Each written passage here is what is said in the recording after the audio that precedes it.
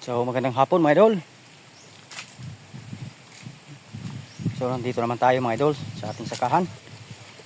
So yung fish trap na nilipat ko kanina mga idol na may huli na ilang piraso, nilipat ko dito sa may ilog.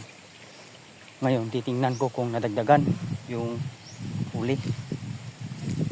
So malapit na tayo mga idol. Ayan, pakita na yung timing. So ayan mga idol, yung fish trap. Ayan. Marami ng damo. So titingnan natin kung may laman o nadagdagan yung huli natin kahapon. Kasi hindi natin kinuha yung huli natin kahapon mga idol.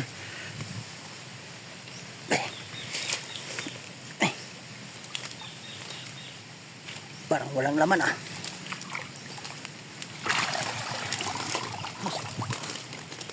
Medyo nadagdagan mga idol pero kunti lang.